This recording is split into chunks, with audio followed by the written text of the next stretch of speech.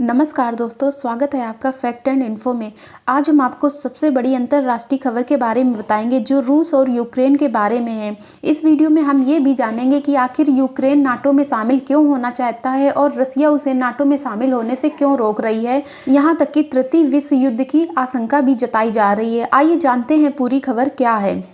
Ukraine जो रूस से टूटकर ही बना था, आज रूस और यूक्रेन एक दूसरे के दुश्मन बने हुए हैं।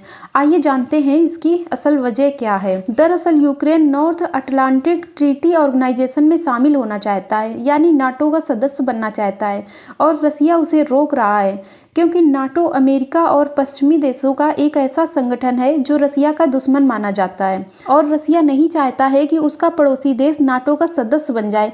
इस पूरे विवाद में एक नए विश्व युद्ध की आशंका को जन्म दे दिया है जिसमें एक से ज्यादा देश हिस्सा ले सकते हैं। रसिया ने यूक्रेन की सीमा को चारों तरफ से घेर रखा है। दोस्तों, वहाँ स्थिति इतनी नाजुक है कि कभी भी युद्ध शुरू हो सकता है। जैसा कि आप तस्वीरों में देख सकते हैं कि कैसे रूस ने यूक्रेन के साथ लगने वाली 450 किलोमीटर लंबी अंतर्राष्ट्रीय सीमा पर अपने 1,25,000 सैनिकों को तैनात कर दिया है। इसे आप नक्शे की सहायता से भी समझ सकते हैं। यूक्रेन को रसिया ने चारों दिशाओं से घेर रखा और ब्लैक सी में भी रसिया ने अपने युद्धपोत तैनात कर दिए हैं जो खतरनाक मिसाइलों से लैस है। इसके पहले भी 2014 में रूस ने यूक्रेन की क्रीमिया पर कब्जा कर लिया था। आप वीडियो में साफ देख सकते हैं कि कैसे रूस का युद्ध अभ्यास चल रहा है। अब वहाँ स्थिति ये है कि इस कॉन्फ्लिक्ट ने पूरी दुनिया को दो हिस्सों में बांट दिया है। एक तरफ रसिया है जिसे चीन जैसे देशों ने अपना समर्थन दिया है, तो वहीं दूसरी तरफ यूक्रेन है जिसे अमेरिका और नाटो देशों का समर्थन मिल रहा है। इसी के चलते ब्रिटेन के प्रधानमंत्री यूक्रेन के दौरे पर 1 फरवरी को गए थे। दोस्तों, अब आपके मन में ये सवाल जरूर उठ रहा होगा कि आखिर रसिया क्यों यूक्रेन को नाटो में शामिल नहीं होने देना चाहता है। दोस्तों, NATO America, Canada, Germany, UK, France और इटली, स्पेन जैसे 30 देशों का एक सैन्य संगठन है और रूस के सामने चुनौती यह है कि रूस के कई पड़ोसी देश पहले ही नाटो में शामिल हो चुके हैं, जिसमें इस्टोनिया और लातविया भी है।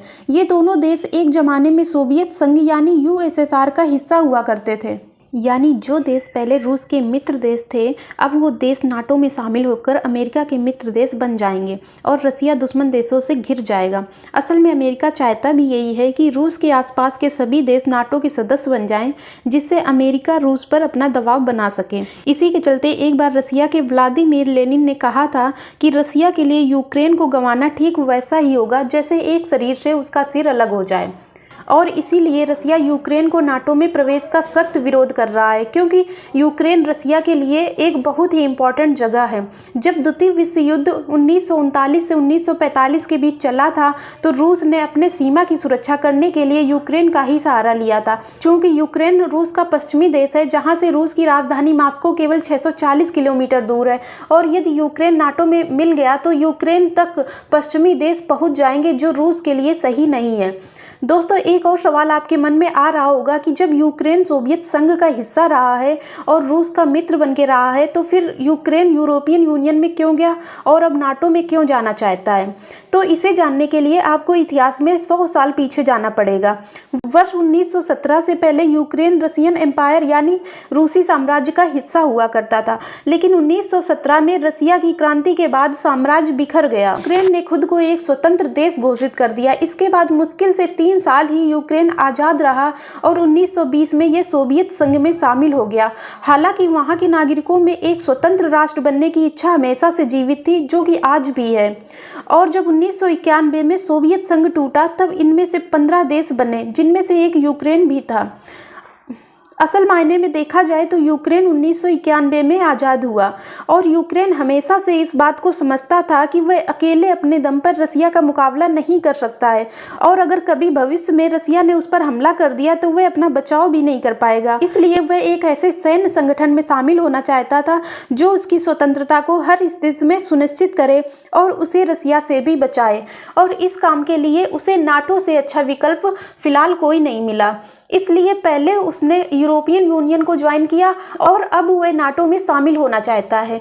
ऐसा हम इसलिए कह रहे हैं क्योंकि यूक्रेन के पास ना तो रसिया जितनी ताकत है और ना ही रसिया के जितनी बड़ी सेना है और ना ही उसके पास आधुनिक हथियार हैं अपने आप को बचाने के लिए। अगर यूक्रेन और रसिया की तुलना की जाए तो आप देख सकते हैं जहां रूस के पास 29 लाख सैनिक हैं, वहीं यूक्रेन के पास केवल 11 लाख सैनिक ही हैं। और यूक्रेन के पास 98 लड़ाकू विमान है तो रूस के पास लगभग 1500 लड़ाकू विमान है। इसके अलावा अटैक हेलीकॉप्टर और टैंक और बख्तरबंद गाड़ियों में भी यूक्रेन पीछे ही है।